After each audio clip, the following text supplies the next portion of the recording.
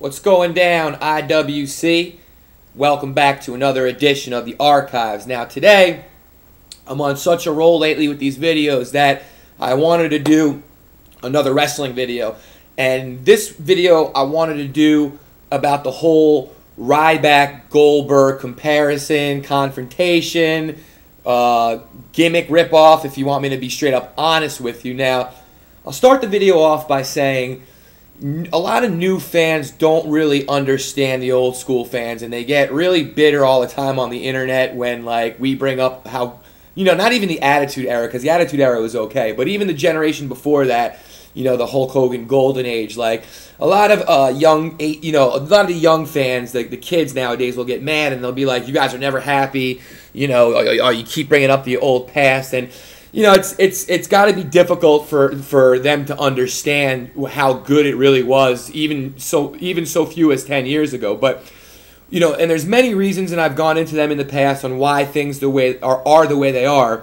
But one thing that I can tell you when it comes to like the Ryback Goldberg situation is that history will tell you that wrestling fans do not appreciate having a ripoff thrown in their face. It's never worked in the past. You know, it'll never really work in the future. You know, your first ripoff back in the days of the Powers of Pain were straight Legion of Doom ripoffs, and they really never got over. They were always glorified jobbers too. You know, they were pretty cool, but I liked them. But you know, you have the fake Diesel and the fake Razor Ramon when Kevin Nash and Scott Hall left for the WCW a few years back. And they were, you know, booed out of the building, and, you know, rightfully so, even though one of them was Glenn Jacobs, a.k.a. Kane. You know, they literally came in and with Razor Ramon and Diesel's clothes on, and with their music and everything. And that's kind of what's going on right now, you know, with Ryback. And what I can tell you is that the thing about Goldberg is, first of all, he didn't have to be repackaged 3 or 4 different times for us to get it. The first time you saw Goldberg, there was no music and there was no sparkles, but there was this dude sitting in the entranceway in the arena in the entranceway, and he was massive and he looked ferocious. And then you start finding out a little bit more about this dude. And when I say massive and ferocious, I mean, like, if you compare the look of Goldberg to Stone Cold Steve Austin, or even The Rock at the time, there was no comparing the two. Like, he looked like the Terminator, and he moved like kind of like the Terminator too. And Bret Hart can attest that he actually hit like the Terminator. But so we didn't have to be sold that Goldberg was this you know, menacing force. It was obvious. He was on the television, and it was like glaringly obvious. And then you started to find out a little bit more information about Goldberg, and you found out that he was a former NFL football player, and I don't care if he was good or not, you know, to get to that level by itself speaks volumes. And you start finding out more and more about this guy, and then they bring in the killer music, and then they bring in the sparkles, and then the next thing he just destroys Raven, and then the next thing he just destroys Hulk Hogan and Scott Hall, and you're like, holy shit. Now,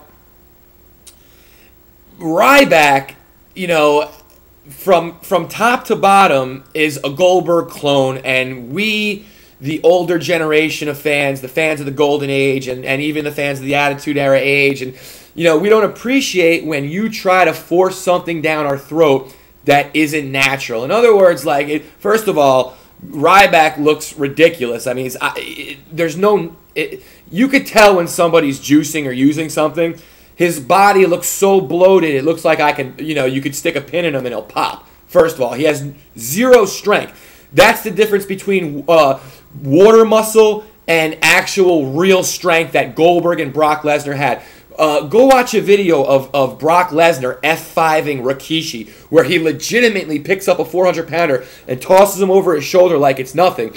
Or when Goldberg jackhammers the life out of the Big Show, and he legitimately picks up a 7 foot, 500-pound dude and just jackhammers him with raw natural strength. I mean, Ryback can't even pick up Lord Tensire, A-Train, for God's sakes. I mean, there's been so many. There was just the other day he couldn't pick up Antonio Cesaro off the ground from like this choke. I mean, it's just pathetic, man, to be honest with you. And they would. I know he's getting over right now, and I know the kiddies are all bought into him, and he's gonna be, but he'll never live down the Goldberg comparisons, unfortunately, and even his moveset and everything about the guy is screaming Bill Goldberg without actually stealing the spear and the jackhammer. Like, he sits in the corner and he waits for the big move, but instead he clotheslines him instead of the spear.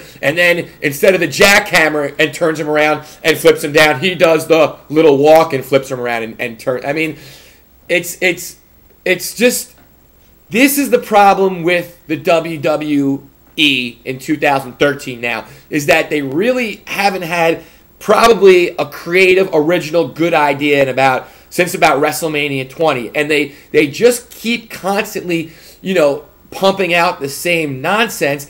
And again, wrestling fans don't appreciate when you insult their intelligence. We've seen Ryback before. We've seen him as Skip Sheffield. We've seen him already lose to a bunch of people. We already know what his deal is. It's like we already seen the whole entire thing already, and now you're going to repackage him back like and make him like Goldberg, this undefeated, monster.